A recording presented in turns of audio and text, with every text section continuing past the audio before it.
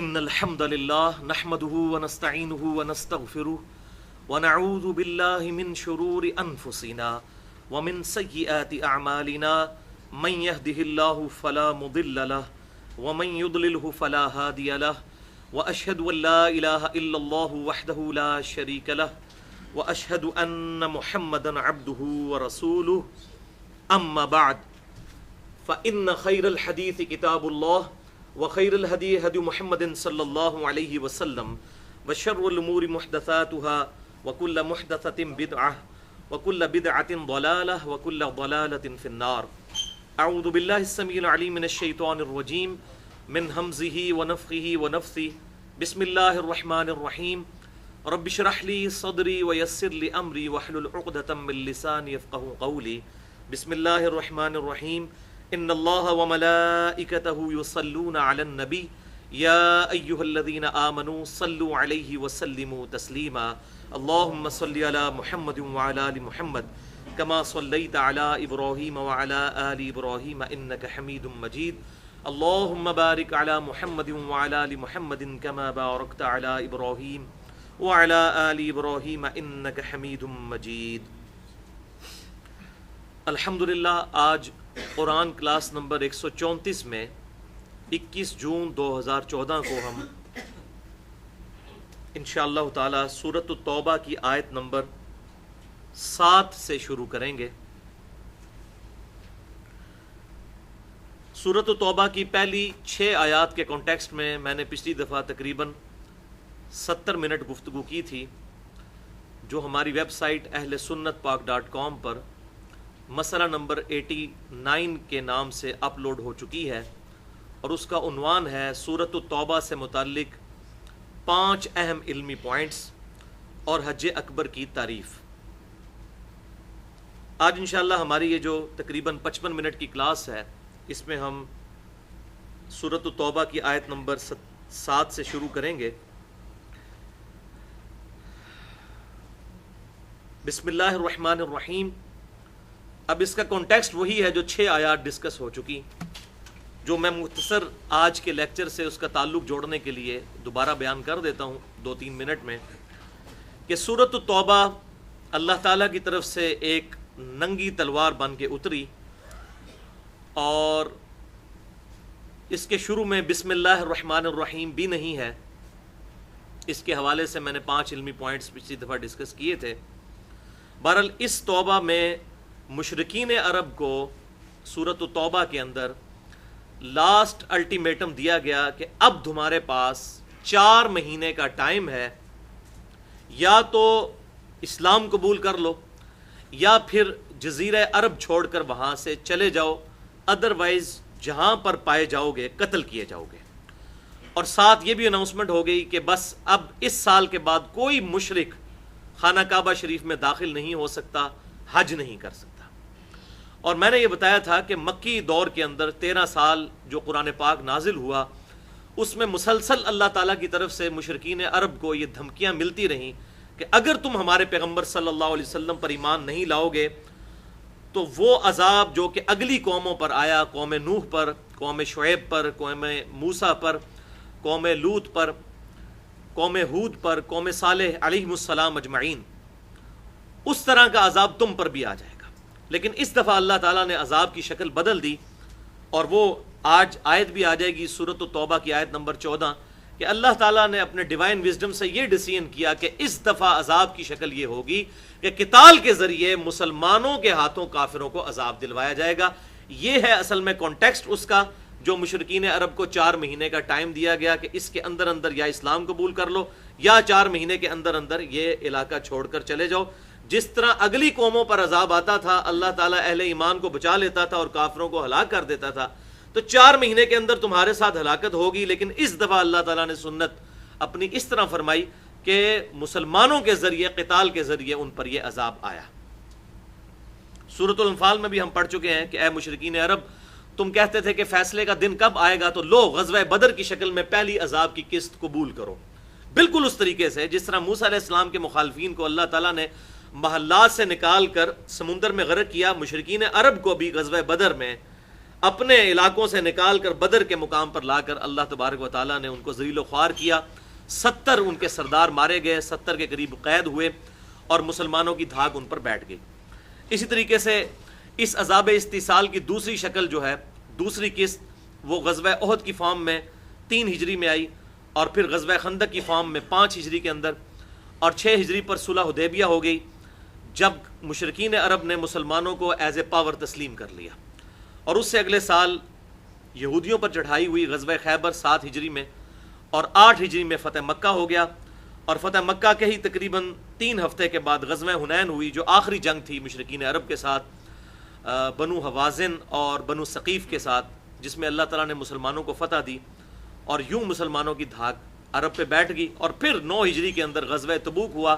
International level پہ مسلمانوں کی دھاک پوری دنیا کے اوپر بیٹھ گئی، جب رومن امپائر کا ہیڈ جو ہے وہ 1.5 لاکھ کی فوج لے کر آیا، لیکن مسلمان جو مقابلے میں صرف 30,000 تھے آپ صلی اللہ علیہ وسلم کے جانثار صحابہ اکرام علیہم رضوان، لیکن وہ دہشت کھا کر وہاں سے بھاگ گیا.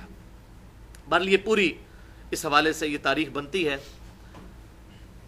تو اسی کانٹیکسٹ میں اب مسلمانوں کو ذہنی طور پر تیار کیا جا رہا ہے کہ یہ کفار مکہ کے ساتھ جو تم قتال کرنے جا رہے ہو، یہ کوئی ان پر ظلم نہیں ہے، بلکہ اس کے بیک گراؤنڈ میں تقریباً 21-22 سال کا قرآن نازل ہوا ہے. اتنی لمبی مہلت ان کو ملی، انہوں نے اسلام قبول نہیں کیا. تو جیسا کہ اگلے انبیاء کے کیس میں اللہ تعالیٰ کی یہ سنت ہوتی تھی کہ مشرکین کو، مخالفین کو ہلاک کیا جاتا تھا، تو اب مشرکین عرب نے بھی تو ہلاک ہونا ہے. لیکن اس دفعہ اللہ تعالیٰ نے اپنی سنت اس طرح فرمائی کہ مسلمانوں تمہارے ہاتھوں سے قتال کے ذریعے ان کو قتل کیا جائے گا. وہ تو اللہ تعالیٰ کی بھی رحمت کا غلبہ ہوا کہ الحمدللہ سب کے سب لوگ ہی ایمان لے آئے، وہاں تک نوبت پہنچی نہیں ہے. تو یہ ایک خصوصیت ہے آپ صلی اللہ علیہ وسلم کی قتال کے حوالے سے. اور دوسری خصوصیت یہ کہ اگلے انبیاء کرام علیہ السلام کے معجزات ٹینجیبل فارم میں، فزیکل فینامنا آف نیچر کو توڑنے والے ہوتے تھے. موسیٰ علیہ السلام کو اللہ تعالیٰ نے عصا کا معجزہ دیا کہ وہ پلانٹ کنگڈم کو اینیمل کنگڈم میں بدل دیتے تھے. جب عصا پھینکتے تھے اللہ کے حکم سے وہ اژدہا بن جایا کرتا تھا.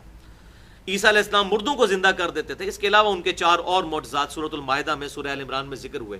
لیکن ہمارے نبی صلی اللہ علیہ وسلم کا کوئی معجزہ جس کی بنیاد پر اعلان دعوی نبوت ہو، وہ کوئی ٹینجیبل فارم میں معجزہ نہیں ہے سوائے اس معجزے کے، یہ کتاب اللہ. تو اس دفعہ معجزہ بھی مختلف ہے اور عذاب استیصال کی شکل بھی مختلف ہے. تو اس حوالے سے میں نے سورۃ الانفال کے شروع میں گفتگو کی تھی تقریباً 1 گھنٹے کی، جو مسئلہ نمبر 86 کے نام سے اہل سنت پاک.com پہ اپلوڈ ہو چکی ہے، اور اس کا عنوان تھا قتال اور قرآن، ہمارے محبوب صلی اللہ علیہ وسلم کی 2 خصوصیات جو کسی اور پیغمبر کو نہیں ملی. اس دفعہ معجزہ بھی مختلف اور قیامت تک کے لیے معجزہ. اگلے انبیاء کا معجزہ آج ہم پیش نہیں کر سکتے. کوئی کرسچن ہو یا کوئی مسلمان ہو حضرت عیسیٰ علیہ السلام کے معجزے کی ویڈیو نہیں دکھا سکتا، موسیٰ علیہ السلام کے معجزے کی ویڈیو بھی نہیں دکھا سکتا. لیکن ہمارے محبوب صلی اللہ علیہ وسلم کی نبوت قیامت تک کے لیے ہے. لہٰذا اللہ تعالیٰ نے اس معجزے کو انا نحن نزلنا الذکر وانا لہ لحافظون، اس الذکر یاد دہانی قرآن کو نازل کرنے والے ہم ہیں اور ہم ہی اس کی حفاظت کرنے والے ہیں، اس کو محفوظ کر دیا. اور یہی وجہ ہے کہ آج تیزی کے ساتھ اس کتاب کی وجہ سے اسلام الحمدللہ پوری دنیا میں پھیل رہا ہے. بہرحال اسی کانٹیکسٹ میں اب مسلمانوں کی ذہنی طور پر تیاری کروائی جا رہی ہے، کیونکہ مسلمانوں کی رشتہ داریاں بھی تھیں مشرکین عرب کے ساتھ. بڑا مشکل کام ہے اپنے رشتہ داروں کے خلاف تلوار اٹھانا. تو اب اللہ تعالیٰ مسلمانوں کی برین واشنگ کر رہا ہے اس حوالے سے کہ تیار ہو جاؤ. یہ بہت بڑا ایکٹ ہے، اگرچہ ہوا کچھ نہیں، لیکن مسلمانوں کو اللہ تعالیٰ نے اس حوالے سے جانچا اور ان کا ٹیسٹ فرمایا. بسم اللہ الرحمن الرحیم، سورۃ التوبہ آیت نمبر 7. کیف یکون للمشرکین عہد عند اللہ، مشرکین کا عہد کیوں کر ہو سکتا ہے اللہ کے حضور، وعند رسولہ، اور اس کے رسول صلی اللہ علیہ وسلم کے حضور، الا الذین عاہدتم عند المسجد الحرام، سوائے ان کے کہ جن کا مسجد حرام کے پاس تم سے معاہدہ ہو گیا تھا. اور وہ پچھلی 6 آیات میں بھی گزرا کہ جن کے ساتھ معاہدہ ہو چکا ہے وہ معاہدہ اپنی مدت پوری کرے گا. لیکن جو مشرکین عرب نے صلح حدیبیہ کا معاہدہ یونیلیٹرلی ون سائیڈڈ توڑ دیا تھا، ان کا معاہدہ اب رینیو نہیں ہوگا، بلکہ مسلمان اب فتح مکہ کے لیے ان کے اوپر چڑھائی کریں گے، اور وہ سارا معاملہ ہوا. کیسے مشرکین کا عہد ہو سکتا ہے اللہ اور اس کے رسول کے ہاں؟ یعنی اللہ اور اس کے رسول کی دعوت بالکل مختلف، مشرکین کا بالکل دین الگ، ان دونوں کی آپس میں کو ایگزسٹنس ہو ہی نہیں ہو سکتی، سوائے اس کے کہ وقتی طور پر پولیٹیکلی مسلمانوں کو ان کے ساتھ معاہدہ کرنا پڑا۔ فَمَسْتَقَامُوا لَكُمْ فَاسْتَقِيمُوا لَهُمْ، اگر وہ اپنے اس معاہدے پر قائم رہیں تو تم بھی استقامت اختیار کرو اپنے معاہدے پر۔ ان اللہ یحب المتقین، بے شک اللہ تعالیٰ پرہیزگاروں سے محبت فرماتا ہے۔ یعنی اگرچہ اب کافروں کے ساتھ معاملات ہو رہے ہیں، لیکن اللہ تعالیٰ فرما رہا ہے انصاف کا دامن نہیں چھوڑنا۔ یہ نہ ہو جس طرح سورۃ المائدہ کے شروع میں بھی آیا 4 نمبر آیت میں، کہ تمہیں مشرکین کی دشمنی اس بات پر نہ ابھار دے کہ تم انصاف چھوڑ دو، جو آج کل وہ جیو والے بھی اپنی ایک سلائیڈ کے اوپر یہ آیت چلا رہے ہیں۔ وہ بیسیکلی کانٹیکسٹ اس کا تھا کہ ایسا نہ ہو کہ تم انصاف اپنا چھوڑ دو۔ اگر تمہاری کسی کے ساتھ دشمنی ہے، اس کا یہ مطلب نہیں ہے کہ اس کی صحیح بات بھی ہے تو اس کو بھی تم نے غلط کہنا ہے۔ انصاف کا دامن نہیں چھوڑنا۔ تو مسلمان کو اللہ تعالیٰ نے یہاں پر بھی کلیئر کٹ بتا دیا کہ اللہ تعالیٰ پرہیزگاروں سے محبت رکھتا ہے۔ اللہ کی محبت میں بھی ناانصافی کسی مشرک کے ساتھ نہیں ہونی چاہیے، رولز اور ریگولیشن کو ضرور فالو کرنا ہے، اور یہی اسلام کی خوبصورتی ہے۔ بیسیکلی اگر مجھ سے آپ پوچھیں، میں نے تو تمام ریلیجنز کی کمپیریٹیو اسٹڈی کی ہے، مجھے اسلام کی سب سے بہترین خوبی یہی لگی ہے کہ اسلام میں انصاف ہے۔ یعنی یہاں پر نہ تو رشتہ داری کا کوئی دھیان ہے، نہ ہی یہاں پر دشمنی میں آپ اس حد تک آگے چلے جائیں کہ ناانصافی کریں، ایسا معاملہ نہیں۔ بخاری اور مسلم کی متفق علیہ حدیث ہے، اسامہ ابن زید کو نبی صلی اللہ علیہ وسلم کی بارگاہ میں سفارش کے لیے ایک فاطمہ نامی عورت کی چوری کے کیس میں بھیجا گیا کہ آپ سفارش کریں، تو آپ صلی اللہ علیہ وسلم اتنے جلال میں آئے کہ آپ ممبر پہ چڑھے، آپ صلی اللہ علیہ وسلم نے خطبہ دیا اور ارشاد فرمایا تم سے اگلی قومیں اسی لیے ہلاک ہوئیں کہ ان کے اشرافیہ کے لیے قوانین الگ ہوتے تھے اور غریب لوگوں کے لیے قوانین الگ ہوتے تھے۔ اللہ کی قسم اگر میری بیٹی فاطمہ بھی چوری کرتی تو میں اس کے بھی ہاتھ کٹوا دیتا۔ یہ ہے انصاف کا نظام۔ تو بے شک اللہ تعالیٰ پرہیزگاروں سے محبت کرتا ہے۔ کیف وَإِن يَظْهَرُوا عَلَيْكُمْ لَا يَرْقُبُوا فِيكُمْ إِلًّا وَلَا ذِمَّةً، اور مشرکین کے معاہدے کو کیوں اللہ تعالیٰ پروسیڈ کرے گا کہ وہ اگر تم پر غالب آ جائیں تو نہ تمہاری کسی رشتہ داری کا خیال رکھیں اور نہ کسی عہد کا۔ اللہ تو ان کے عہد کی پاسداری کرنے کا تمہیں حکم دے رہا ہے، لیکن یہ عہد جب اپنی مدت تک پہنچے گا اس کے بعد رینیو نہیں ہوگا، کیونکہ مسلمانوں کو اب عرب پہ غلبہ ہو چکا تھا فتح مکہ کے بعد۔ اب اگر مشرکین عرب کے ساتھ دوبارہ وہ معاہدے رینیو کیے جاتے تو اس کا مطلب تھا کہ کفر کو پھر پنپنے کا موقع دیا جاتا۔ تو اللہ تعالیٰ نے فرمایا کہ اب کوئی عہد نہیں ہوگا، یہ عہد ہم ضرور پورا کریں گے۔ لیکن دوسری طرف اللہ تعالیٰ نے ان کا آئینہ دکھا دیا کہ انہوں نے آج تک کبھی عہد پورا نہیں کیا، صلح حدیبیہ والا معاملہ بھی انہوں نے توڑا تھا۔ تو یہ ون سائیڈڈ یونیلیٹرلی انہوں نے وہ معاہدہ توڑا، اس کی وجہ سے اللہ تبارک و تعالیٰ نے اسے رینیو نہیں کیا، اور آئندہ کوئی معاہدہ ان کے ساتھ جو پرانے چل رہے ہیں وہ اپنی مدت پوری کریں گے لیکن آگے رینیو نہیں ہوں گے، کیونکہ مسلمانوں تمہیں تو ان کی رشتہ داریاں اور عہد یاد آتا ہے لیکن انہیں کسی چیز کا دھیان نہیں ہے، جب ان کو موقع ملے گا تمہیں نقصان پہنچائیں گے۔ یرضونکم بافواہہم وتأبى قلوبہم، وہ اپنے منہ کی باتوں سے، افواہوں کے ذریعے تمہیں خوش رکھنے کی کوشش کرتے ہیں جبکہ ان کے دل ان باتوں سے انکار کرتے ہیں۔ یعنی اوپر سے کہتے ہیں کہ ہم آپ کے ساتھ ہیں، یہ کریں گے، لیکن اندر سے مسلمانوں کی پیٹھ میں جھرا گھونپتے ہیں۔ وَأَكْثَرُهُمْ فَاسِقُونَ، اور ان میں سے اکثر فاسق ہیں۔ اور ان کی خرابی کیا ہے؟ اشتروا بآیات اللہ ثمنا قلیلا، انہوں نے اللہ کی آیات کو بیچ دیا ہے دنیا کے چند ٹکوں کے عوض، تھوڑی سی دولت اور مال کے عوض انہوں نے اللہ کی آیات کو بیچ دیا۔ یعنی ابو جہل اتنا انٹلیکچوئل آدمی تھا کہ زمانہ جاہلیت میں اسے ابو الحکم کہا جاتا تھا، حکمت کا باپ۔ اس سے سارے بڑے بڑے قبائل اپنے مقدمات کے فیصلے کروایا کرتے تھے۔ یہ تو بعید نہیں ہے، یہ تو بات مانی نہیں جا سکتی کہ ابو الحکم کو، ابو جہل کو اسلام کی دعوت سمجھ نہ آئی ہو، سمجھ آ گئی تھی، لیکن اصل میں دنیاوی عہدے کی وجہ سے اس نے اسلام کو قبول نہیں کیا کہ ہم کس طریقے سے بنو ہاشم کی سرداری اپنے اوپر قبول کر لیں۔ حالانکہ یہ سرداری کا معاملہ نہیں تھا، بنو ہاشم میں اللہ تعالیٰ نے پیغمبر کو بھیجا تھا، کسی سردار کو نہیں بھیجا تھا، پیغمبر کو بھیجا تھا، اور پیغمبر کی اطاعت تو واجب ہوتی ہے۔ اسی طریقے سے بڑے بڑے جو سردار تھے، خالد ابن ولید کے جو والد تھے ولید ابن مغیرہ، وہ بھی، ان کو بھی بہت انٹلیکچوئل آدمی تھے، ساری باتیں سمجھ تھیں، اور جب وہ نجی محفلوں میں بیٹھتے تھے وہ کہتے تھے اللہ کی قسم، اللہ کو تو وہ مانتے تھے کہ یہ کلام ایسا نہیں ہے جو انسان کوئی لکھ سکے، اس کا سورس ڈیوائن ہے، لیکن اپنی ضد اور ہٹ درمی اور چودراہٹ اور اپنی امارت کی وجہ سے کہ اتنے لوگ ہمارے فالوور ہیں، اگر ہم ان کے پیچھے چلے پھر ہمارے لیڈر تو پھر نبی بن جائیں گے، ہماری چودراہٹ تو ختم ہو جائے گی، اور ایسے ہی ہوا۔ سیدنا ابوبکر صدیق کو آپ دیکھ لیں، وہ بھی ان چند بڑے سرداروں میں سے تھے کہ جن سے اللہ تعالیٰ کے محبوب صلی اللہ علیہ وسلم پر ایمان لانے سے پہلے زمانہ جاہلیت میں لوگ ان سے فیصلے کروایا کرتے تھے، لیکن اسلام لانے کے بعد سب نے نبی صلی اللہ علیہ وسلم کے سامنے سر تسلیم خم کر دیا۔ تو یہ سب کچھ دنیاوی منصب اور دنیا کی دولت کی لالچ میں انہوں نے کیا، اللہ کی آیات کو بیچ دیا۔ کیا مطلب؟ کہ انہوں نے دنیا کی زندگی خرید لی اللہ کی آیات دے کر، یعنی یہ سودا انہوں نے کتنا برا کیا۔ ہونا تو یہ چاہیے تھا کہ دنیا کی زندگی دے دیتے، اللہ کی آیات لے لیتے اور آخرت کی زندگی کما لیتے، لیکن انہوں نے دنیا کی زندگی کمائی اور آیات کے عوض، یعنی آیات بیچ دی، نہیں لی، بلکہ دنیا کی زندگی کو انہوں نے پرائورٹی دی۔ فصدوا عن سبیلہ، پس انہوں نے روکا لوگوں کو بھی اللہ کے راستے سے۔ انہم ساء ما کانوا یعملون، تو بے شک کتنے ہی برے اعمال ہیں جو وہ کرتے ہیں۔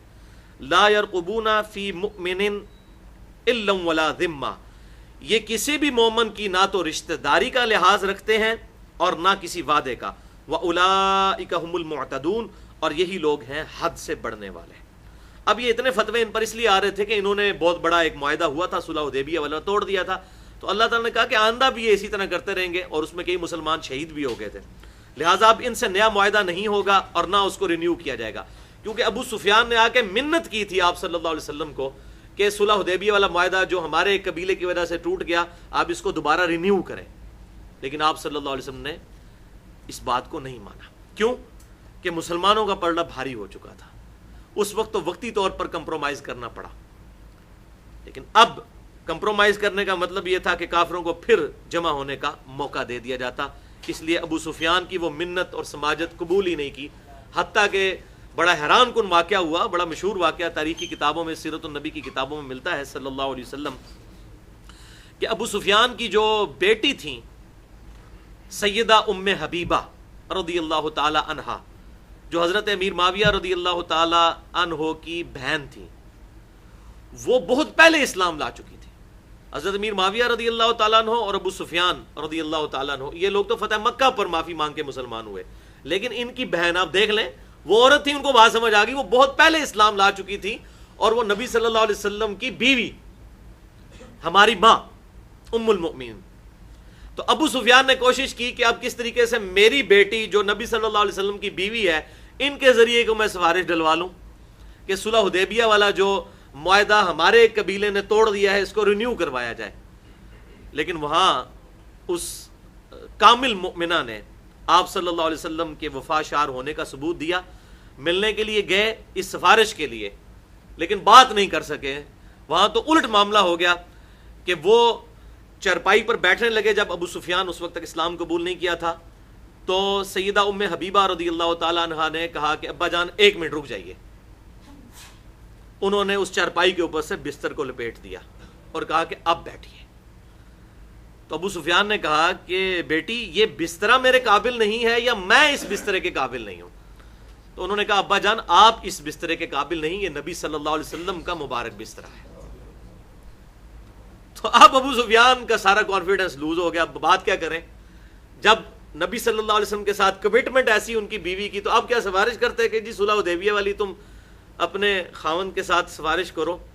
اور یہ بھی مزے کی بات سن لیجئے کہ نبی صلی اللہ علیہ وسلم کے جتنے قریبی رشتے ہیں آپ کو ونس بھی کبھی ایسا نہیں ملے گا، نہ قرآن پاک میں نہ احادیث کی کتابوں میں، کہ کبھی ان رشتہ داروں نے آپ صلی اللہ علیہ وسلم کو اس رشتے کی بنیاد پہ پکارا ہو۔ بخاری اور مسلم کی احادیث اٹھا کے دیکھیں، سیدہ عائشہ جب بھی حدیث روایت کرتی ہیں تو کہتی ہیں قال رسول اللہ صلی اللہ علیہ وسلم، کبھی یہ نہیں کہا کہ میرے خاوند نے فرمایا، نہیں۔ سیدہ فاطمہ روایت کرتی ہیں تو قال رسول اللہ صلی اللہ علیہ وسلم، کبھی یہ نہیں کہا کہ میرے باپ نے فرمایا۔ سیدنا علی رضی اللہ تعالیٰ روایت کرتے ہیں تو کہتے ہیں قال رسول اللہ صلی اللہ علیہ وسلم، رسول اللہ صلی اللہ علیہ وسلم نے فرمایا، کبھی نہیں کہا کہ میرے سسر نے فرمایا۔ سیدنا ابو بکر و عمر رضی اللہ تعالی عنہما جب بھی روایت کرتے ہیں تو کہتے ہیں قال رسول اللہ صلی اللہ علیہ وسلم، کبھی یہ نہیں کہتے ہمارے داماد نے کہا۔ تو یہ سورۃ الحجرات میں واضح طور پر حکم آیا تھا کہ یاد رکھو مسلمانوں کہ بے شک اللہ کے رسول تم میں موجود ہیں، اور سورۃ الاحزاب کے اندر پورے نبی صلی اللہ علیہ وسلم کے گھر کے آداب بھی سکھائے گئے مسلمانوں کو کہ ان کو اس حوالے سے نہ دیکھنا کہ یہ تمہارے داماد یا تمہارے سسر یا تمہارے باپ یا بیٹوں کی مانند ہیں جو بڑی بوڑھی عورتیں ہیں ان کے حوالے سے، نہیں، یہ اللہ کے رسول ہیں، ان کے اس رشتے کا خیال رکھنا ہے صلی اللہ علیہ وسلم۔ داماد تو بیٹوں کی جگہ ہوتا ہے، لیکن پرائورٹی کا رشتہ ہے کہ وہ اللہ کے رسول صلی اللہ علیہ وسلم ہے۔ تو وہی سیدہ ام حبیبہ نے ثبوت دیا اپنے کامل الایمان ہونے کا کہ انہوں نے آپ صلی اللہ علیہ وسلم کے مبارک بسترے کو سمیٹ لیا اور ابو سفیان کو اس بسترے پر نہیں بیٹھنے دیا۔ فَإِن تَابُوا وَأَقَامُوا الصَّلَاةَ، تو پس اگر یہ مشرکین توبہ کر لیں اور نماز قائم کر لیں، وَآتَوُا الزَّكَاةَ، اور زکوٰۃ دینا شروع کر دیں، فَإِخْوَانُكُمْ فِي الدِّينِ، تو وہ تمہارے بھائی بن جائیں گے دین میں۔ ایسا نہیں ہوگا کہ ان کی اب توبہ کا دروازہ بند ہو چکا ہے، اب بھی وہ توبہ کریں تو اللہ تعالیٰ ان کی توبہ قبول کر لے گا۔ میں یہ کہتا ہوں کہ اللہ تعالیٰ کے علاوہ یہ کس کا حوصلہ ہو سکتا ہے اور کس کا صبر ہو سکتا ہے؟ اللہ اکبر۔ بخاری اور مسلم کی متفق علیہ حدیث ہے، آپ صلی اللہ علیہ وسلم فرماتے ہیں سب سے بڑھ کر صبر کرنے والا اللہ ہے۔ لوگ اس کے لیے بیٹا تجویز کرتے ہیں لیکن وہ لوگوں سے روٹی نہیں، ان کا رزق نہیں روکتا، ان کو مہلت دیے جاتا ہے۔ اور یہ اللہ کا صبر اور حوصلہ کہ اللہ تعالیٰ فرما رہا ہے کہ اگرچہ 22 سال کا مکی قرآن موجود ہے پیچھے دھمکیوں سے بھرا ہوا، لیکن اب بھی یہ توبہ کر لیں تو ان کا اسلام قبول ہو جائے گا۔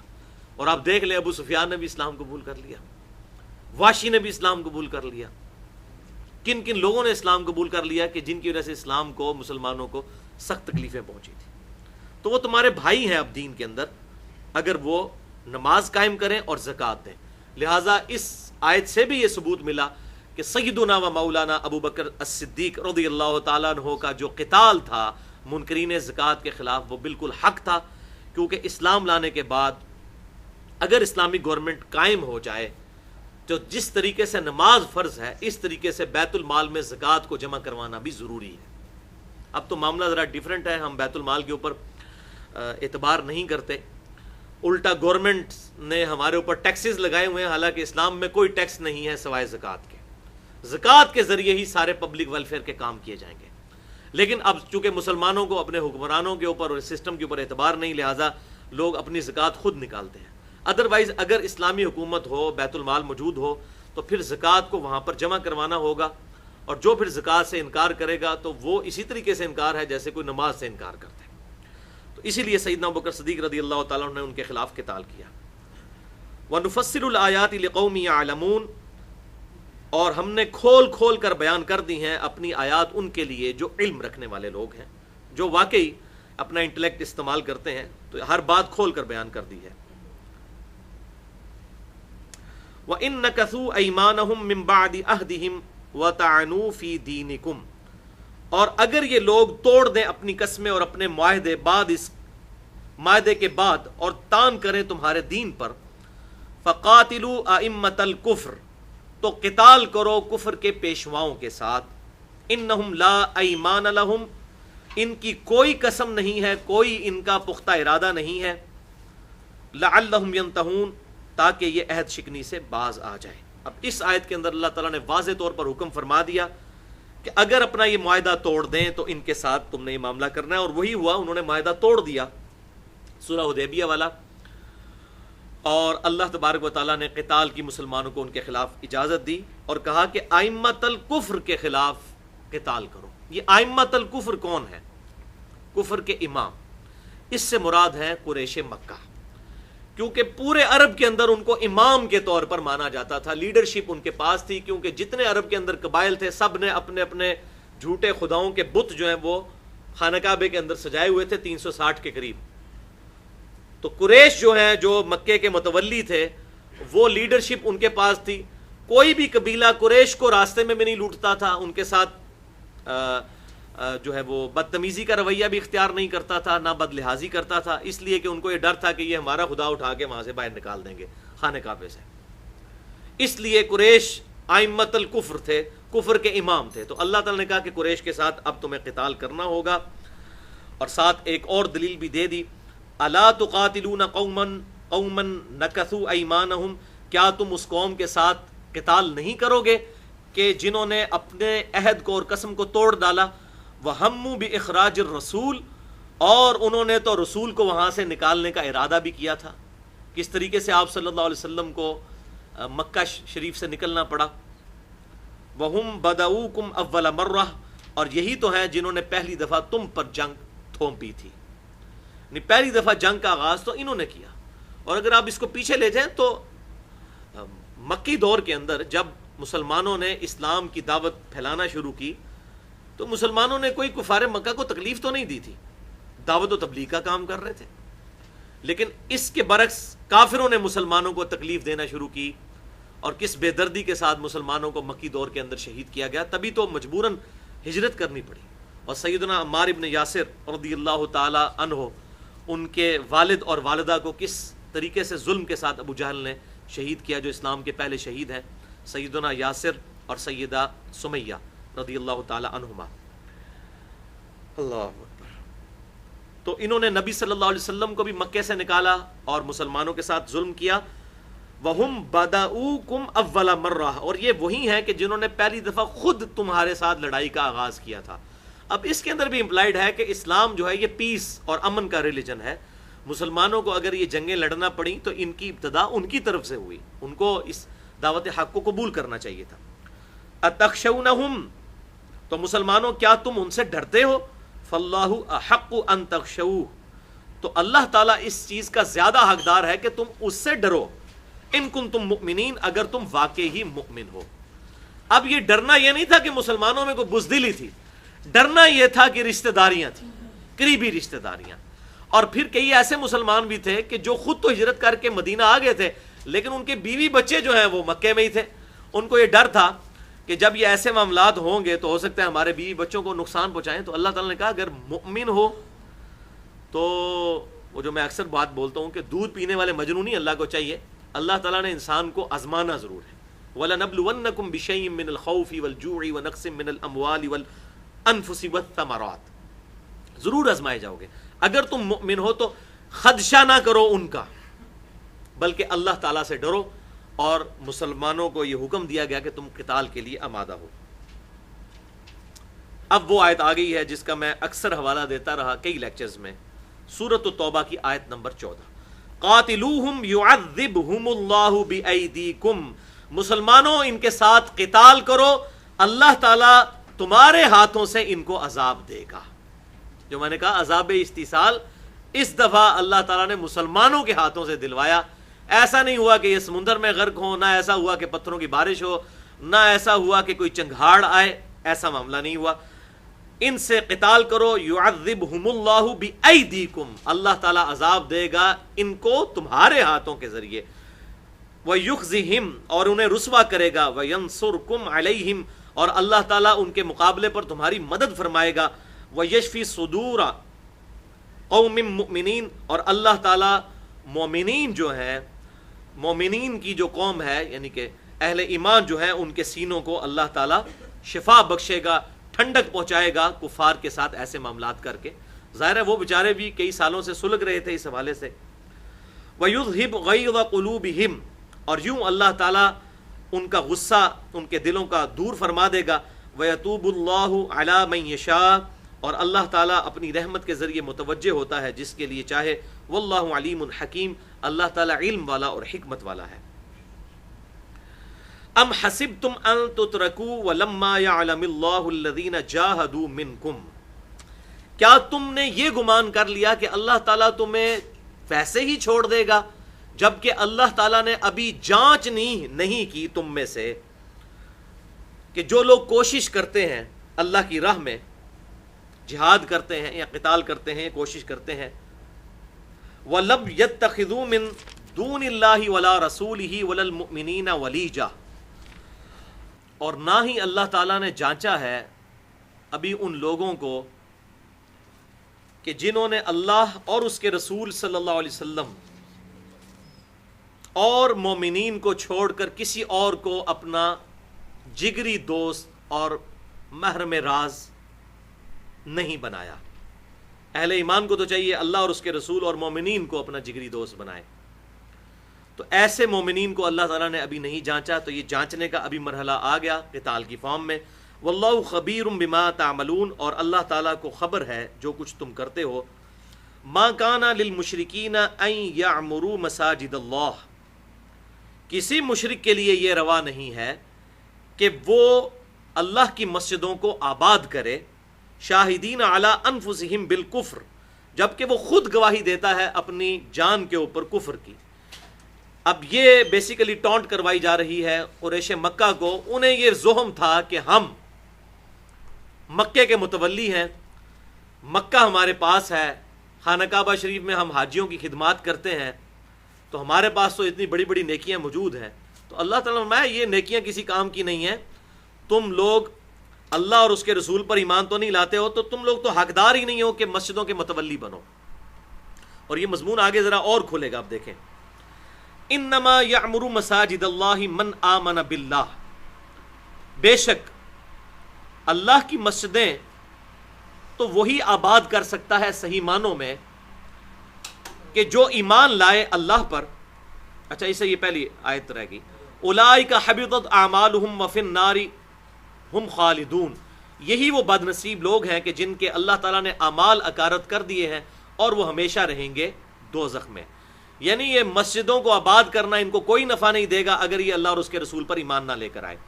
انما یعمر مساجد اللہ، بے شک مسجدیں تو صحیح معنوں میں اللہ کی وہی آباد کر سکتا ہے من آمن باللہ، جو ایمان لائے اللہ پر، والیوم الآخر، اور آخرت کے دن پر، واقام الصلاۃ، اور نماز کو قائم کرے، وآت الزکاۃ، اور زکوٰۃ دے، ولم یخش الا اللہ، اور اللہ کے علاوہ کسی سے نہ ڈرتا ہو. فعسى اولئک ان یکونوا من المہتدین، تو ایسے لوگ ہیں جن کے بارے میں امید کی جا سکتی ہے کہ ان قریب وہ ہدایت پانے والوں میں ہو جائیں گے. یعنی قیامت والا دن اللہ تعالیٰ ان کی رہنمائی فرما دے گا اپنی رحمت کے مقام جنت میں. اب یہ سخت بات آ رہی ہے جو آج کل کے بھی لوگوں کے اعتبار سے بڑی اہم ہے.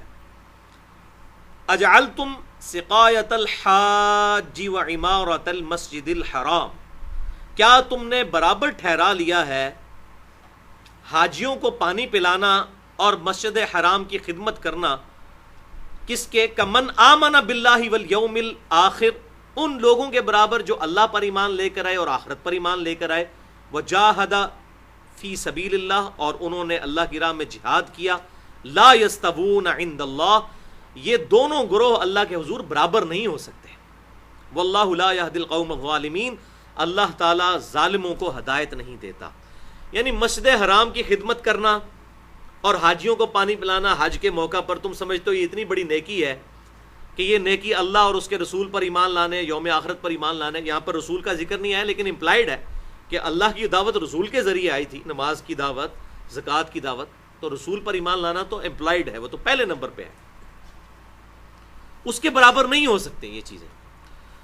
آج کل بھی آپ دیکھ لیں کہ ہماری مسلمانوں کی جو مسجدیں ہیں، خصوصاً پاکستان کے اندر تو یہ کلچر ہے کہ جو علاقے کا بڑا بدماش اور پولیٹیکل لیڈر ہوتا ہے، یہ سب سے بڑا سمگلر ہوتا ہے علاقے کا، وہ مسجد کا صدر ہوتا ہے. اس نے صرف عید کے عیدی مسجد میں آنا ہوتا ہے، اور وہ یہ سمجھتا ہے چونکہ میں فائنینشلی سب سے زیادہ مسجد کو سپورٹ کر رہا ہوں، اور مسجد کے جو چھوٹے بڑے معاملات ہوتے ہیں، کبھی بجلی کے بل کا مسئلہ ہو جاتا ہے، کبھی سوئی گیس کا مسئلہ ہو جاتا ہے، کبھی کوئی اور ایشو ہوتے ہیں، تو مسجد کے حوالے سے جتنے ایشوز ہیں یہ میں ریزالو کرتا ہوں، بڑھ چڑھ کے میں ان چیزوں میں حصہ لیتا ہوں. اور جو سال بعد ایک دو کوئی جلسے ہو جاتے ہیں، اس میں شیرنی وغیرہ تقسیم کرنے میں بھی میرا بڑا کردار ہوتا ہے. تو یہ تمام چیزیں جو ہے نا، یہ مجھے انشاءاللہ قیامت الدین بخشوا لیں گی. یہ اس کے ذہن میں بھی بات ہوتی ہے. تو ان آیات کو یہ نہ سمجھیں کہ 1400 سال پرانی آیات ہے. بالکل اس طریقے سے اگر بیت اللہ شریف کی خدمت اور وہاں حاجیوں کو پانی پلانا یہ فائدہ مند نہیں ہو سکتا جب تک کہ اس طریقے سے اللہ اور اس کے رسول پر ایمان نہ لایا جائے اور نماز نہ پڑھی جائے، زکوٰۃ نہ ادا کی جائے. تو مسلمانوں کے لیے بدرجہ اولا یہ حکم ہے اگر مسلمان بھی یہ کام کریں گے تو وہ بھی اتنے بڑے مجرم ہیں کہ وہ یہ سمجھ لیں کہ بس یہ مسجد کی خدمت ہمارے لیے کافی ہے. تو اس حوالے سے یہ چیز ذہن نشین کرنی چاہیے آج کل کے لوگوں کو بھی، جو اپنی مسجد کی خدمت کو یہ سمجھتے ہیں کہ اب ہمیں نماز پڑھنے کی، باقی کام کرنے کی زیادہ حاجت نہیں.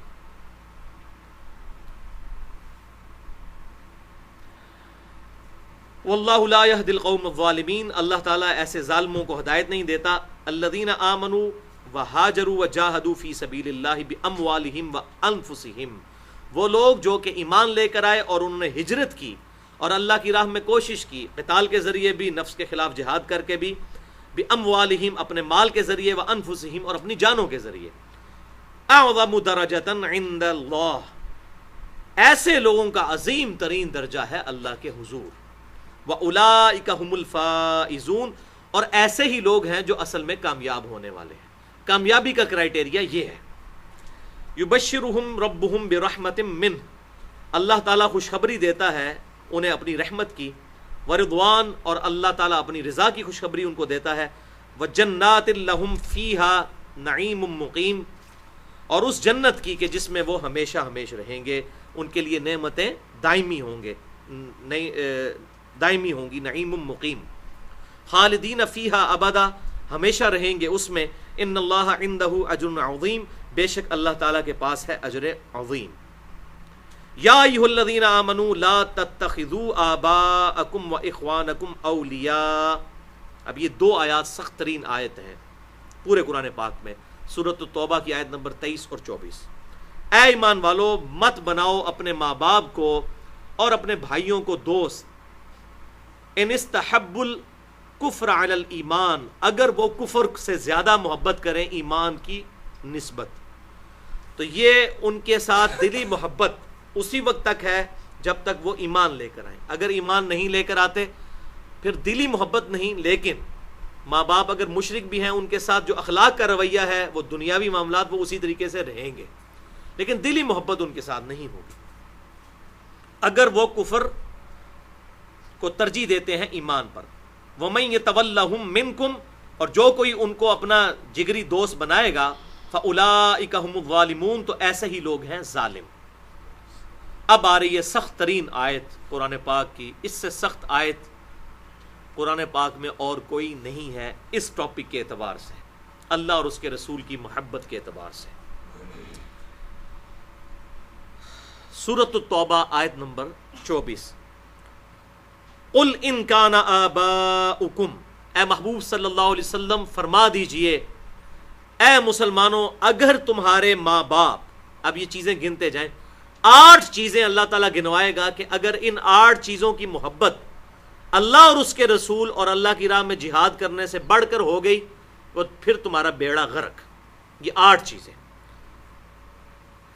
اے محبوب صلی اللہ علیہ وسلم فرما دو، ان کان آباؤکم، اگر تمہارے ماں باپ، نمبر 1 یہ ہو گیا. نمبر 2 وَأَبْنَاؤُكُمْ، اور تمہاری اولاد، تمہارے بیٹے.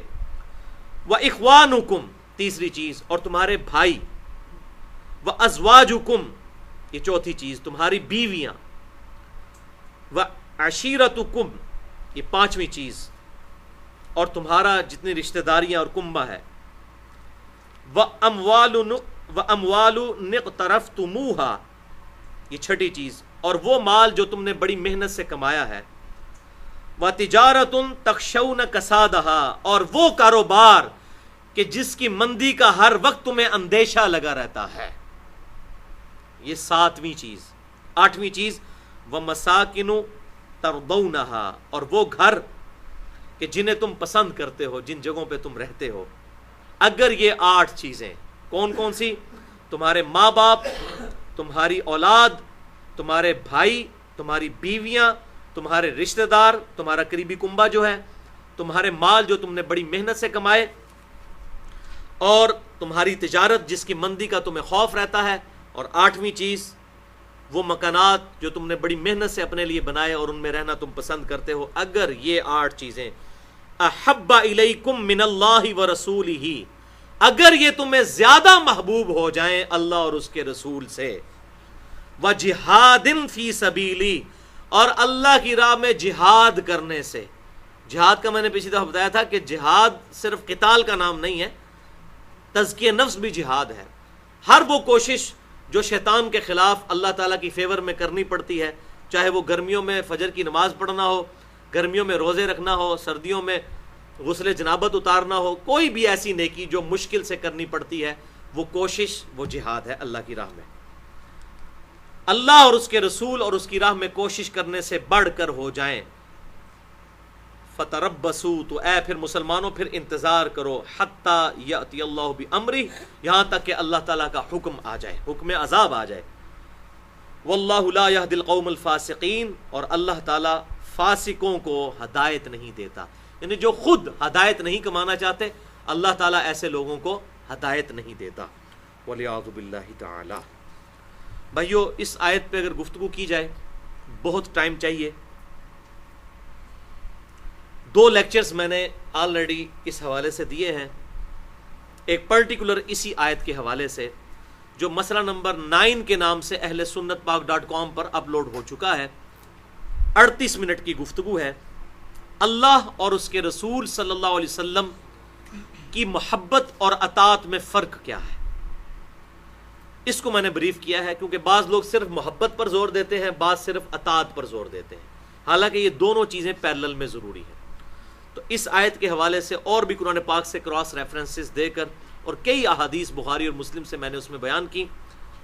ایک یہ لیکچر، اور دوسرا لیکچر ہے 94 منٹ کی گفتگو مسئلہ نمبر 51 کے نام سے رزق حرام کی مذمت، دنیا پرستی کا انجام اور اس کا علاج. اس میں میں نے قرآن پاک سے کراس ریفرنس کے طور پر جو دنیا پرستی کی مذمت میں آیات آئی ہیں اور 17 احادیث بخاری اور مسلم سے میں نے بیان کی ہیں.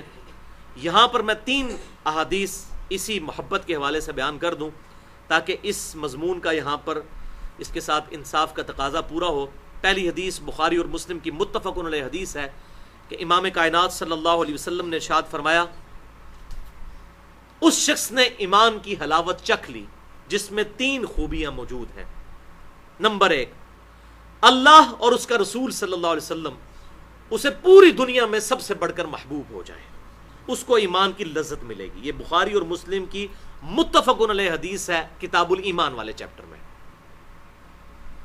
نمبر 2، اس کی دوستی اور دشمنی کی بنیاد اللہ کی ذات ہو جائے، اللہ کے لیے محبت رکھے، اللہ کے لیے دشمنی رکھے.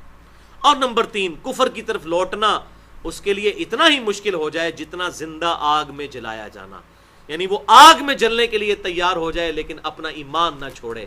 یہ 3 نشانیاں جس میں ہوں گی اس کو ایمان کی مٹھاس نصیب ہو جائے گی، اور واقعی اس کے بغیر نہیں نصیب ہو سکتی. اللہ.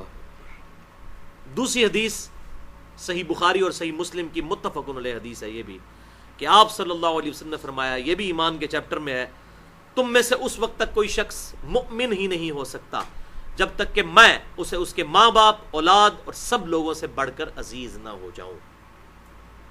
لیکن یاد رکھیے گا یہ عزیز ہونے سے مراد کیا ہے، اور یہ بھی ایک بڑا کمپلیکس ٹاپک ہے، میں کبھی انشاءاللہ اس کو ایڈریس کروں گا. ابھی میں خود بھی اس معاملے میں کافی تحقیق کر رہا ہوں کہ قرآن پاک میں جو اللہ اور اس کے رسول کی محبت کا کنسیپٹ دیا گیا ہے اس کا تعلق جذبات کے ساتھ نہیں ہے بلکہ فرما برداری کے ساتھ ہے، اور اللہ کے خوف کے ساتھ یہ چیزیں جڑی ہوئی ہیں. ظاہر ہے کہ انسان جس طریقے سے اولاد کے ساتھ محبت کرتا ہے یا بیوی کے ساتھ محبت کرتا ہے، بالکل بین ہی اس طرح کا رشتہ محبت کا اللہ تعالیٰ کے ساتھ نہیں ہوتا، کیونکہ اللہ تعالیٰ تو جذبات سے پاک ہے. اس کے ساتھ کیا ہے ہمارا رشتہ؟ اس کی اطاعت کے حوالے سے ہے کہ اس کو ہم نے پرائورٹی دینی ہے. اب یہ بھی جو حدیث آئی بخاری اور مسلم کی کہ اللہ اور اس کا رسول سب سے بڑھ کر، جب تک نبی صلی اللہ علیہ وسلم سب سے بڑھ کر محبوب نہ ہو جائیں ایمان مکمل نہیں ہو سکتا. تو اس کا مطلب یہ نہیں ہے کہ ہم نے اپنے جذبات کا اظہار نعروں کے ذریعے کرنا ہے. اس کا مطلب یہ ہے کہ پوری دنیا ایک طرف کھڑی ہو اور آپ صلی اللہ علیہ وسلم کی بات اس کے اپوزٹ ہو تو آپ صلی اللہ علیہ وسلم کی بات کو مانا جائے. یہ نہیں ہے کہ جی میں داڑھی اس لیے نہیں رکھتا کہ میری بیوی جو ہے وہ ناراض ہو جاتی ہے، ماں کہندی ہے میں تینوں دودھ نہیں بخشاں گی یہ تو داڑھی رکھ لی. یا عورت کہ جی میں حجاب اس لیے نہیں کر سکتی کہ میں باقی سہیلیوں سے شرمندگی محسوس کروں گی، تو پھر اللہ رسول سے کیا محبت ہوئی؟ تو محبت یہ ہے کہ پوری دنیا ایک طرف ہو اور اللہ اور اس کے رسول صلی اللہ علیہ وسلم کا فرمان دوسری طرف، اور یہی وہ چاشنی تھی جو صحابہ کرام علیہم رضوان کو نصیب تھی، تبھی تو پوری دنیا انہوں نے زیر زبر کر دی۔ چند سالوں کی مدت کے اندر دونوں بڑی سپر پاورز، چاہے وہ پرشین امپائر ہو یا رومن امپائر ہو، گرا دی انہوں نے صرف اپنی کمٹمنٹ کی وجہ سے۔ تو یہ جو میں بات کر رہا ہوں یہ اپنی طرف سے نہیں کر رہا، اس کے ثبوت میں صحیح بخاری میں حدیث ہے، کتاب الاعتصام بالکتاب السنہ چیپٹر، امام بخاری نے پورا باب باندھا ہے کتاب و سنت کو مضبوطی سے پکڑنا۔ اس باب میں یہ حدیث لے کر آئے ہیں کہ آپ صلی اللہ علیہ وسلم نے ارشاد فرمایا کہ میری پوری کی پوری امت جنت میں جائے گی سوائے اس کے کہ جس نے خود ہی انکار کر دیا۔ تو صحابہ کرام علیہم رضوان نے کہا یا رسول اللہ صلی اللہ علیہ وسلم، کون ایسا ہوگا جو جنت میں جانے سے خود ہی انکار کر دے؟ یہ صحیح بخاری کی حدیث ہے، کوئی افسانہ نہیں پڑھنے لگا میں۔ تو آپ صلی اللہ علیہ وسلم نے فرمایا جس نے میری اطاعت کی وہ جنت میں جائے گا، اور جس نے میری نافرمانی کی اس نے میرا انکار کر دیا۔ بات بالکل کلیئر ہے، یعنی اگر بات ہی نہیں ماننی تو پھر پیغمبر کہاں کا مانا؟ تو وہ جو میں نے بات کہی تھی کہ اللہ اور اس کے رسول کی محبت کا سب سے بڑا تقاضا یہ ہے کہ ان کی اطاعت کی جائے، اور یہ دونوں چیزیں انٹرلیٹڈ ہیں، جو جتنی اطاعت اور پیروی کرے گا اس کے دل میں اتنی ہی محبت ہوگی۔ اس کی وجہ یہ ہے کہ دنیا میں بھی ہم جس کام کے لیے زیادہ ایفرٹ پٹ کرتے ہیں، مال کے ساتھ انسان کو کیوں محبت ہوتی ہے؟ اولاد کو اتنی محبت نہیں ہوتی باپ کی کمائی کے ساتھ جو باپ کو خود اپنی کمائی کے ساتھ ہوتی ہے، کیوں؟ اس نے محنت کر کے کمائی ہوتی ہے۔ تو دنیا میں بھی جب انسان اسلام کو پریکٹس کرتا ہے، اللہ اور اس کے رسول عز و جل و صلی اللہ علیہ وسلم کے احکامات کو پریکٹس کرتا ہے، تو یہ بار بار پریکٹس کرنا اور عبادت پر استقامت اختیار کرنا، فرما برداری پر استقامت اختیار کرنا، یہ خود بخود محبت پیدا کر دیتا ہے، کیونکہ قربانی نہیں ہوتی ہے نا جی، اس کی وجہ سے باتیں سنی ہوتی ہیں۔ جو چیز بغیر قربانی کے حاصل ہو جائے اس کی انسان کو قدر نہیں ہوتی۔ تو اطاعت کریں گے تو محبت اور بڑھ کر آئے گی۔ یہی وجہ ہے کہ الحمدللہ جو لوگ اطاعت میں آگے ہوتے ہیں وہ بھی محبت میں بھی وہی لوگ ہی آگے ہوتے ہیں۔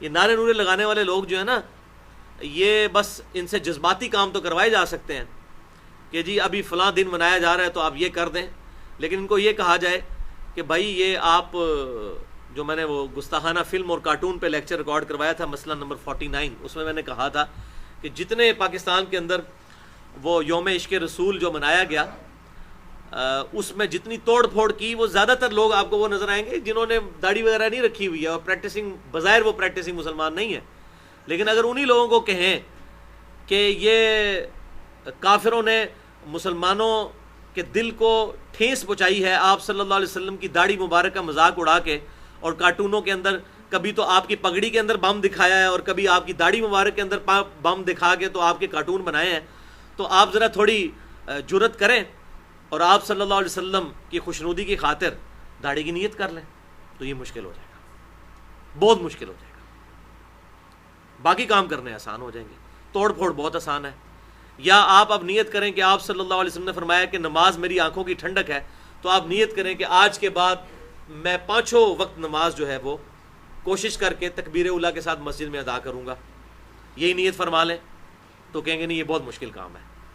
اب ان کو کہیں گے جی یہ بندوق اٹھائیں اور اتنے ہندو جا کے مار دیں یا فلاں جگہ بم پھاڑ دیں، وہ کہیں ہاں جی ایک کام اسی کر لیں گے، حالانکہ یہ بالکل غلط طریقہ ہے۔ اسلام اس چیز کی کوئی اجازت نہیں دیتا کہ آپ دعوت و تبلیغ کو چھوڑ کے اس طریقے سے نہتے لوگوں کے اوپر جو ہے وہ بم مار دیں یا ان کو قتل کر دیں، والعیاذ باللہ تعالی۔ تو بہرحال یہ بات کرنا بڑا آسان ہے محبت کی، اس کو پریکٹس کرنا بڑا مشکل ہے۔ اب اگلی آیت کے اندر غزوہ حنین کا ذکر آ رہا ہے، آیت نمبر 25 سورۃ التوبہ کی۔ غزوہ حنین جو ہے یہ آخری کوشش تھی مشرکین عرب کی مسلمانوں کے خلاف لڑنے کی۔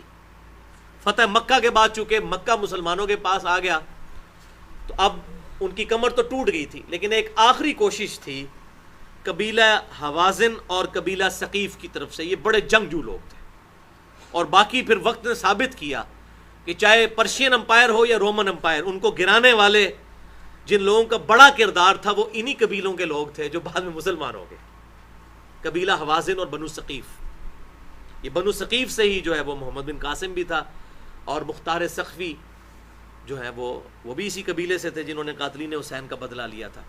تو یہ بنو ثقیف بہت جنگجو قوم تھی اور تیر انداز تھے. اور بخاری اور مسلم کی متفق علیہ حدیث میں نے کئی دفعہ بتائی ہے کہ آپ صلی اللہ علیہ وسلم نے فرمایا کہ طاقت جو ہے وہ رمی میں ہے، پھینکے ہوئے ہتھیاروں میں. آج بھی دنیا نے یہ مانا ہے کہ پھینکے ہوئے ہتھیار جو ہیں یہ سب سے بڑی طاقت ہے. آج کے دور میں وہ میزائل ہیں، یا پہلے وہ توپ تھی، اس سے پہلے تیر تھے، تو یہ تیر انداز تھے. تو فتح مکہ کے فوراً بعد تقریباً 3 ہفتے کے بعد یہ مشرکین عرب جمع ہوئے اور انہوں نے ارادہ کیا کہ ایک آخری کوشش کر کے دیکھ لیں مسلمانوں کے خلاف. تو آپ صلی اللہ علیہ وسلم نے پھر ان کے خلاف بھی قتال کے لیے آمادہ ہوئے، چونکہ وہ اپنی پوری فوج لے کر آ گئے تھے. کافی بڑا لشکر تھا ان کا، لیکن وہاں پر مسلمانوں کی تعداد ان کے مقابلے میں زیادہ تھی. اور جب تعداد زیادہ تھی تو چاروں نہ چار شیطان کا وسوسہ مسلمانوں کے دل میں آ گیا، اور صحابہ اکرام میں یہ گفتگو شروع ہو گئی کہ بدر میں تو ہم بہت تھوڑے تھے اور ان پر غالب آئے تھے، آج ہم تعداد میں ان سے زیادہ ہیں، آج تو یقیناً فتح ہماری ہے. بس اللہ تعالیٰ کو تو یہ جملہ پسند نہیں آتا نا. اور پھر ایسی آزمائش آئی کہ صرف 80 بندے آپ صلی اللہ علیہ وسلم کے ساتھ رہ گئے 12,000 کے لشکر میں سے. 80 بندے سب پیٹ پھیر کے بھاگ گئے جب انہوں نے تیر چلانے شروع کیے، قبیلہ حوازن اور قبیلہ ثقیف نے. اور وہ ابھی اس میں ذکر بھی آ جائے گا کہ مسلمانوں تمہیں رستہ نہیں تھا اپنا نظر آتا، اس طرح تم بھاگے، اور تمہیں اس وقت یہ بھی خیال نہیں رہا کہ اللہ کے رسول کو چھوڑ کے بھاگ رہے ہو. آپ صلی اللہ علیہ وسلم نے استقامت دکھائی. ظاہر آپ کا تو ایمان کنوکشن والا تھا، تو آپ صلی اللہ علیہ وسلم جو ہے رجز پڑھتے ہوئے پھر کافروں کے اس لشکر میں داخل ہو گئے. اور وہ رجز تھا انا النبی لا کذب انا ابن عبد المطلب. اس میں کوئی شک نہیں کہ میں اللہ کا رسول ہوں، میں جھوٹا نہیں ہوں، اور میں ابن عبد المطلب ہوں، میں عبد المطلب کا بیٹا ہوں. یعنی میرا دنیاوی طور پہ بھی خاندان اعلیٰ ترین خاندان ہے، اور میں اللہ کا پیغمبر بھی ہوں، اور مجھے اس میں کوئی شک نہیں ہے، یہ کوئی جھوٹی بات نہیں ہے. اور وہی کنوکشن تھی کہ آپ صلی اللہ علیہ وسلم جب آگے بڑھے، پھر حضرت عباس ابن عبد المطلب رضی اللہ تعالیٰ عنہ کو حضور صلی اللہ علیہ وسلم نے حکم فرمایا کہ وہ اناؤنسمنٹ کریں. تو پھر انہوں نے اناؤنسمنٹ کی کہ کدھر گئے بدر کے غازی اور احد کے غازی اور خندق کے غازی، کہ نبی صلی اللہ علیہ وسلم تمہیں پکار رہے ہیں. پھر مسلمان جو ہے وہ واپس آئے، اور پھر انہوں نے ہمت جمع کر کے ان پر حملہ کیا، اور اللہ تعالیٰ کی طرف سے غیبی مدد فرشتوں کی شکل میں آئی اور مسلمانوں کو فتح نصیب ہوئی. ورنہ یہ ایک بڑا کرٹیکل موقع آ گیا تھا. اس وقت اگر مسلمان شکست کھا جاتے تو وہ سارا روب جو مسلمانوں کا بن چکا تھا وہ ختم ہو جاتا، بالکل وینش ہو جاتا. تو اس کا ذکر آ گیا یہاں پر غزوہ حنین کا بھی، کیونکہ یہ آخری جنگیں تھیں. آپ صلی اللہ علیہ وسلم کی آخری 2 غزوات ہیں، غزوہ حنین اور اس کے بعد غزوہ تبوک. لقد نصرکم اللہ فی مواطن کثیرہ، بے شک اے مسلمانوں اللہ تعالیٰ نے کئی موقعوں پر تمہاری مدد فرمائی. ویوم حنین، اور حنین کے دن بھی. اذ اعجبتکم کثرتکم فلم تغن عنکم شیئا، جب تمہیں تکبر میں گھمنڈ میں ڈال دیا تمہاری کثرت نے، لیکن تمہاری کثرت نے تمہیں رتی برابر بھی فائدہ نہ دیا. وضاقت علیکم الارض بما رحبت، اور زمین اپنی وسعت کے باوجود تم پر تنگ ہو گئی. ثم ولیتم مدبرین، اور تم مڑے پیٹ پھیرتے ہوئے. سب کے سب بھاگے. وہ تو بخاری اور مسلم اور باقی احادیث کی کتابوں میں ڈیٹیل سے ملتا ہے، سوائے 80 بندوں کے سب کے سب لوگ وہاں سے بھاگے. کتنے کامل ایمان لوگ تھے. 12,000 میں سے 80 بندے رہ جائیں تو آپ ذرا اندازہ کریں کہ کیا صورتحال بنے گی. تو اس سے یہ بات پتہ چلی، بڑا میں سخت کڑوا جملہ بولنے لگا ہوں، اگر نبی صلی اللہ علیہ وسلم دنیا میں موجود ہوں اور اس وقت کوئی تکبر کا جملہ بولے یا اللہ کی نافرمانی کرے، تو اللہ تعالیٰ اس چیز کی پرواہ نہیں کرتا کہ نبی صلی اللہ علیہ وسلم ان میں موجود ہیں اور ان کو وہ مزہ چکھنا پڑے گا اپنی غلطی کا. آج نبی صلی اللہ علیہ وسلم ہم میں موجود بھی نہیں، اللہ کی جنتوں میں زندہ ہے. آج اگر ہم کوئی ایسی ایکٹیویٹی پرفارم کرتے ہیں تو ہمیں وہ بینیفٹ بھی حاصل نہیں ہے. ڈرنے کا مقام ہے. اور میں سمجھتا ہوں یہ بھی ایک تکبر کی بہت بڑی شکل ہے جو مسلمانوں کے ذہنوں میں علماء نے ڈال دی ہے کہ بس یہ ہم نے کلمہ پڑھا ہے، ہم نے تو جنت میں جانا ہی جانا ہے، جو مرضی ہو جائے، کچھ بھی ہے اللہ تیرے محبوب کی امت سے ہے. چور ہیں، ڈاکو ہیں، بدماش ہیں، حرام خور ہیں، ہم نے تو اپنی غلطیاں کوئی نہیں ٹھیک کرنی، ہم نے تو نماز کوئی نہیں شروع کرنی، اے اللہ ہمیں اسی طریقے سے قبول کر، جو کچھ بھی ہے اللہ روڑی کوڑی جو کچھ بھی ہے تیرے محبوب کی امت سے، بس اسی وجہ سے ہمیں معاف کر دے، ادروائز اساں کو نہیں بندے دا پتر بننا۔ یہ گھمنڈ ہمارے اندر آ چکا ہے مسلمانوں کے اندر۔ اب مجھے بتائیں اگر یہ کافر کوئی سن لے ہماری بات، آپ ذرا اپنے آپ کو کسی کرسچن اور جو کے سامنے رکھ کے دیکھیں نا، اس کے ذہن سے سوچیں کہ ہم اسے کہیں کہ تو نے تو جانا ہی دوزخ میں ہے، اور میں نے تو جنت میں جانا ہے، میں چاہے ٹریفک سگنل توڑ دوں، میں کسی کو ناحق قتل کر دوں، میں جس کو جو مرضی کر دوں، میں نے تو جانا ہی جنت میں۔ وہ کہے گا یار یہ کون سا ریلیجن ہے؟ تو یہ ہم نے خود اپنی انٹرپریٹیشن کی ہوئی ہے، یہ بھی بات یاد رکھیے گا۔ این ممکن ہے کہ اللہ تعالیٰ کسی کی غلطیوں اور فسق کی وجہ سے موت سے پہلے اس کا ایمان ہی سلب کر لے، تو اس کا سٹیٹس تو پھر وہی ہوگا نا آخرت میں، وہ کلمہ بھی جو جس پہ اس کو ناز تھا وہ بھی چھن جائے اس سے۔ صحیح مسلم میں حدیث ہے جس نے ملاوٹ کی وہ میرا امتی نہیں ہے۔ کدھر جا کے کھڑے ہوں گے؟ کیا ملاوٹ نہیں کر رہے لوگ؟ صرف دودھ میں ملاوٹ نہیں، ہر چیز کے اندر، دین میں بھی ملاوٹ کی ہوئی ہے، کس لیول کی ملاوٹ کر دی ہے، وَلِعَاذُ بِاللَّهِ تعالی۔ تو مسلمانوں، جو تمہیں گھمنڈ ہوا حنین کے موقع پر، تو تمہاری کثرت نے تمہیں کوئی فائدہ نہیں دیا، اور زمین اپنی وسعت کے باوجود تم پر تنگ ہو گئی اور تم پیٹ پھیر کر بھاگ گئے۔ ثم انزل اللہ سکینتہ علی رسولی، پھر اللہ تعالیٰ نے اپنی سکینت نازل کی، خاص رحمت اپنے رسول پر، وعلی المؤمنین اور اہل ایمان پر، وانزل اور اللہ تعالیٰ نے نازل کیا جنودا لم تروہا، ایسے لشکر جو تمہیں نظر نہیں آتے تھے، یعنی فرشتوں کے لشکر نازل ہوئے،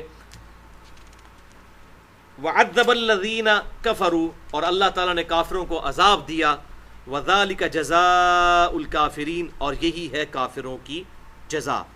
ثم یتوب اللہ، پھر اللہ تعالیٰ نے تمہاری طرف توجہ فرمائی رحمت کے ذریعے، من بعد ذالک اس کے بعد، علی من یشاء جس کے لیے چاہا، واللہ غفور رحیم اور اللہ تعالیٰ بخشنے والا مہربان ہے۔ تو اللہ تعالیٰ اپنی توبہ اور رحمت والی نظر فرماتا ہے جس کے لیے چاہتا ہے، بے شک وہ بخشنے والا مہربان ہے۔ یا ایھا الذین آمنوا، اے ایمان والو، انما المشرکون نجس، بے شک مشرک جو ہے ناپاک ہیں، فلا یقربوا المسجد الحرام، تو وہ مسجد حرام کے قریب بھی نہ پھٹکیں، بعد عامہم ھذا، اس سال کے بعد۔ یہ وہی بات ریپیٹ ہو گئی کہ اس سال کے بعد اب دوبارہ کبھی کوئی مشرک حج کرنے کے لیے نہیں آ سکتا، مکے میں داخل نہیں ہو سکتا۔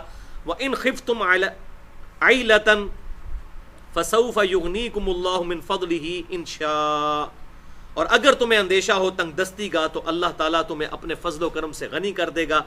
ان اللہ علیم حکیم، بے شک اللہ تعالیٰ علم والا اور حکمت والا ہے۔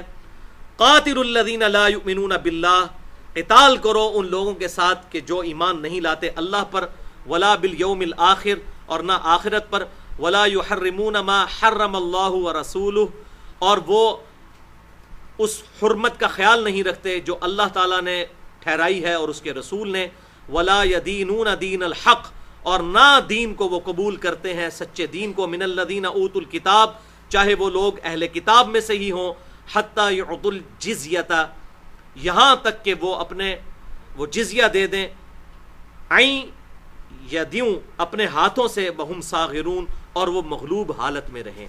یہ ہے آیت نمبر 29 سورۃ التوبہ کی، جس میں اللہ تعالیٰ نے واضح طور پر اعلاء کلمۃ الحق کے اعتبار سے مسلمانوں کو گائیڈ لائن دے دی کہ مسلمانوں اپنا قتال جاری رکھو گے کافروں کے خلاف، اہل کتاب جیوز اور کرسچنز کے خلاف۔ اسی کے بنیاد پر پھر خلفائے راشدین کے دور میں پرشین امپائر اور رومن امپائر کے اوپر یہی شرائط رکھی گئیں کہ یا تو وہ ایمان لے آئیں یا پھر وہ جزیہ دیں، اور اگر یہ نہیں پھر قتال کے لیے تیار ہو جائیں۔ لیکن یہ بات یاد رکھیے گا، یہ دعویٰ صرف وہی کر سکتا ہے خلیفۃ المسلمین جس نے اپنے دور حکومت کے اندر، اپنے علاقے کے اندر انصاف کا نظام قائم کیا ہو، اور وہ صرف خلفائے راشدین تک ہی تھا۔ بعد میں جتنی فتوحات ہوئیں الا ماشاء اللہ چند ایک کو چھوڑ کے، زیادہ تر وہی دنیا پرستی کی وجہ سے ہوئیں کہ مسلمانوں کو چونکہ غلبہ ہو گیا تھا، جس طرح آج امریکہ سپر پاور ہے اور پوری دنیا کو دھمکی دے رہا ہے، مسلمانوں کو محنت کے ذریعے ایک وہ حکومت مل گئی، اس کے بعد پھر وہ جہاں چاہے وہ دوڑتے رہے. وہ ساری فتوحات ان کی اسلامی فتوحات نہیں ہے سوائے خلفائے راشدین کے، کیونکہ انہوں نے اپنے دور کے اندر اپنے علاقوں کے اندر امن کا اور انصاف کا نظام قائم کیا. وہ یہ حق رکھتے تھے، وہ کیسر و کسرا کو کہہ سکتے تھے کہ یہ ظلم کا نظام ختم کرو.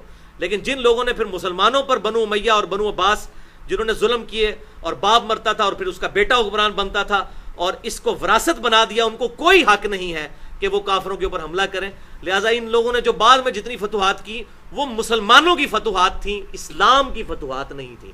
یہ بات یاد رکھیے گا. اور یہ بات ڈاکٹر اقبال نے پوائنٹ آؤٹ کی ماڈرن دور میں سب سے پہلے، پھر مولانا مودودی کو بات صحیح کھل کے سمجھ آئی کہ اسلام کی ہسٹری سے ہمیں یہ سبق سیکھ لینا چاہیے کہ مسلمانوں کا عروج الگ چیز ہے، اسلام کا عروج الگ چیز ہے. اسلام کا عروج جو ہے وہ 40 ہجری تک تھا.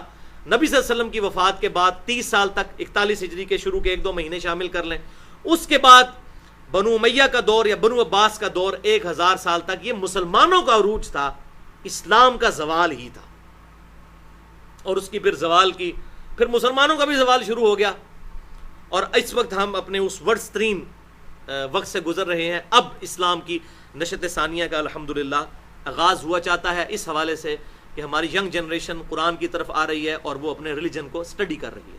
بہرحال جزیہ کے حوالے سے میں 2 حدیثیں بتا دوں کہ یہ اللہ تعالیٰ کی طرف سے حکم آیا کہ قتال کرنا ہے اہل کتاب کے خلاف یہاں تک کہ وہ جزیہ دینے پر آمادہ ہو جائیں، یا تو جزیہ دیں یا قتال کریں یا مسلمانوں کے حوالے اپنی حکومت کر دیں. تو یہ جزیہ کیا ہوتا تھا؟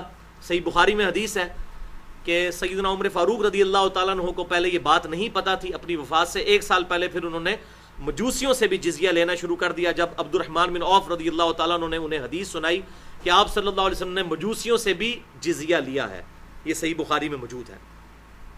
بہرحال اس کا پریکٹیکل اپلیکیشن زیادہ تر حضرت عمر کے زمانے میں آئی، جب پرشین امپائر بھی فتح ہوئی اور رومن امپائر جزیہ دینے پہ مجبور ہو گئی. پرشیا تو ایران پورے کا پورا اسلام میں داخل ہو گیا کیونکہ مسلمانوں نے فتح کر لیا. رومن امپائر کے بھی اکثر علاقے مسلمانوں کے پاس آ گئے، لیکن کچھ علاقوں پہ ان کی امپائر قائم رہی سلطنت، وہ جزیہ دینے پر آمادہ ہو گئے. یہ جزیہ کیا ہوتا تھا کہ فی کافر 4 دینار سالانہ جزیہ ہوتا تھا. الموطا امام مالک میں صحیح سند کے ساتھ جلد 1 اور صفحہ 279 پہ حدیث نمبر 623 ہے کہ سیدنا عمر فاروق رضی اللہ تعالیٰ عنہ نے اپنے مبارک دور خلافت میں ہر کافر پر 4 دینار جزیہ مقرر کیا تھا. دینار سونے کا کوائن سکہ ہوتا تھا.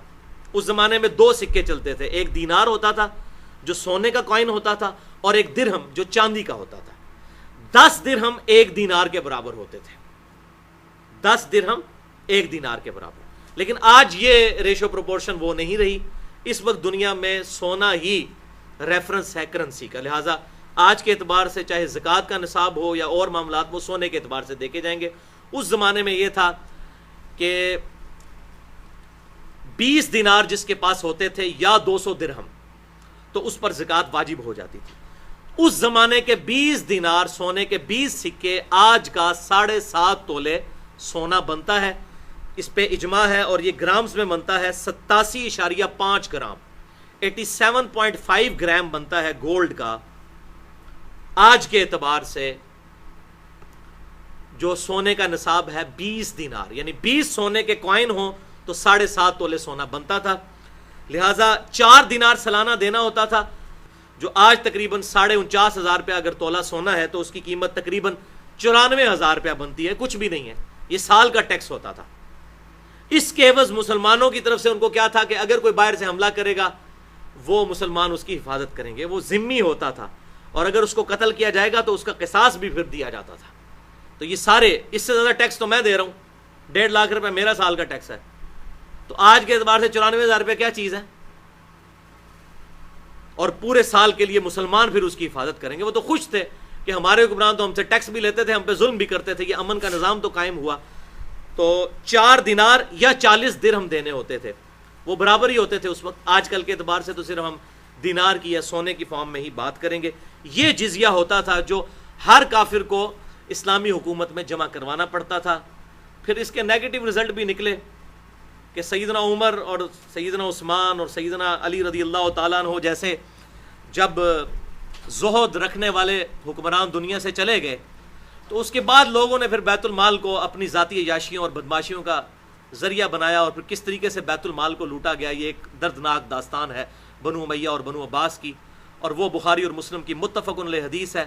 وہ اسی وقت یاد آتی ہے جب آپ صلی اللہ علیہ وسلم نے فرمایا اپنی وفات سے 1 مہینے پہلے غزوہ احد کے شہداء کے اوپر آپ نے دوبارہ نماز جنازہ پڑھی، کیونکہ احد میں بھی مسلمانوں نے دنیا کی لالچ میں جب مال غنیمت سمیٹ رہے تھے تو فتح شکست میں بدلی تھی، حضور نے وہاں پر جا کے خطبہ دیا اپنی وفات سے 1 مہینہ پہلے، بخاری اور مسلم کے الفاظ ہیں، اور کہا کہ مجھے تم سے یہ خطرہ نہیں کہ تم سب کے سب بھی میرے بعد مشرک ہو جاؤ، صحابہ کرام کو خطاب کیا، لیکن مجھے یہ خطرہ ہے کہ تم دنیا کے مال میں پھنس جاؤ گے اور پھر اس مال کے حصول میں ایک دوسرے کو قتل کرو گے، اور جس طرح اگلی قومیں ختم ہوگی تم بھی ختم ہو جاؤ گے، وَلِعَوْذُ بِاللَّهِ تعالی۔